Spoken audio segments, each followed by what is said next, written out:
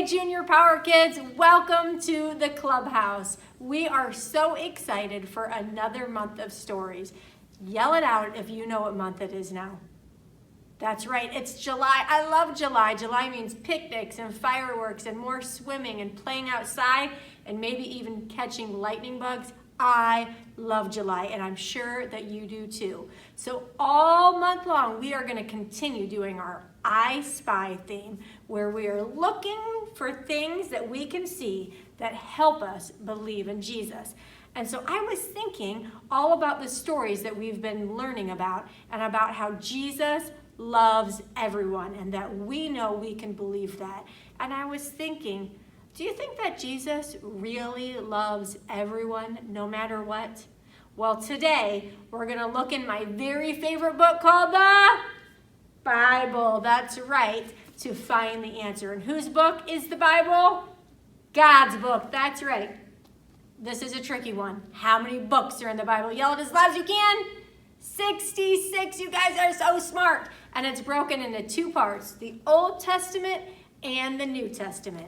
So today's story has Jesus in it, so we know that it's from the New Testament. All right, so for our theme of I Spy, we are going to play I Spy while we tell the story again. So I've got my handy dandy binoculars for today. You can either get some binoculars or use some pretend binoculars. So when I describe something, you look around the stage and see if you can find it. Are you ready? Let me hear it. All right. So today's story is about a man named Peter. So Peter was one of Jesus' special friends that we call the disciples. That's right. So Peter got to spend so much time with Jesus. He got to be with Jesus when Jesus was teaching people like every day. They would walk town to town and tell people all about God and how much he loves everyone. And so Peter got to be there for some really cool things. One day, Peter even got to help Jesus feed thousands of people using just one lunch. Jesus did this miraculous thing, and he let his disciples help him. So let's see if you can spy a lunchbox. I think it has maybe polka dots.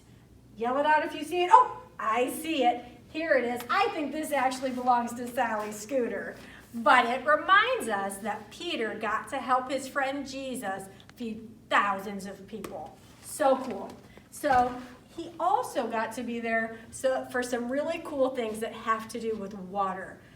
See if you can look around the stage and find something that looks like water. So it should be probably blue. That's usually how we make, oh, I see it right here. So Peter got to be there when Jesus calmed the storm. Do you remember that story? And he got to actually walk on water. Jesus helped Peter walk on water. It was so cool. And then there was this other thing that Peter got to be there for. One night, Jesus had a very special meal that we call the Last Supper with his friends. So let's look around and see if you can find something that you might eat off of. That's round. Oh, I see it right here. A plate, right? So Jesus had a special meal with his disciples that we call the Last Supper. And while they were eating, Jesus told his friends that he was going to have to go away, but that he would be back. And so they all got really worried, and Peter was really worried, and he didn't want his friend to go away. He wanted to go with them. And Jesus explained that he couldn't go with him, and that in fact, Peter would deny Jesus 3 times before the rooster would crow.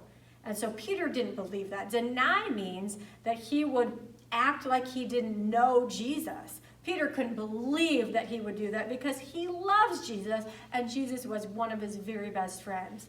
Well, after the meal, they went to this garden, and that is when the soldiers came and took Jesus away. And you remember the rest of that story. That's when the soldiers beat Jesus and hurt Jesus, right?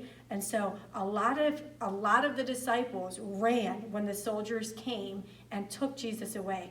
But Peter kind of followed behind because he was worried, and he wanted to see what was going to happen to his friend.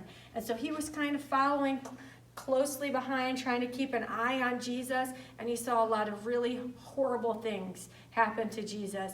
And while he was watching, a girl came up and said to Peter, "Wait a minute, aren't you one of the guys that was with him?" And Peter said, no, I don't know him. So that was the first time he denied Jesus. He pretended like he didn't know him. And then a little bit later, he was warming himself by a fire. And somebody, again, thought they recognized Peter as one of Jesus' friends and said, wait a minute, weren't you with that guy Jesus? And Peter was scared. He said, no. That was really sad. Can you make a sad face? Super sad that Peter was acting like Jesus wasn't his friend. And then again, a little while later, another person recognized Peter, saw Peter and thought, hey, aren't you one of Jesus' friends? And Peter said, no, I don't know him. And just then, a rooster crowed. Let me hear your rooster crow. Let's hear it. That's what a rooster sounds like. And when the rooster crowed, Jesus turned and looked straight at Peter. And Peter remembered that Jesus had warned him that he was going to deny him, that he was going to say that he didn't even know one of his very best friends. And Peter felt so bad. He felt so bad that he ran away and he cried. And he was probably sad for days and days. And then you know the rest of the story with Jesus. He died on that cross. But a few days later, he came back. And so after Jesus came back to life, he went and he spent some time with his disciples. And one day, he even cooked them breakfast on the beach. And while he did that, he sat with Peter and he made sure that Peter knew that Jesus loved him, even though he made such big mistakes when he said he didn't even know Jesus. So Peter felt so much better, and when he heard that Jesus forgave him and loved him no matter what. And so guys, let's think about this. Do you think that Jesus loves all of us no matter what? Let me hear you yell it. I think so too. So I want you guys to think for a minute. Have you ever done something that you felt really bad about? Maybe you were mean to your mom or dad or grandma or grandpa or a friend or a brother or a sister, or you just were being grumpy with somebody. Have you ever done that? I do that a lot, actually.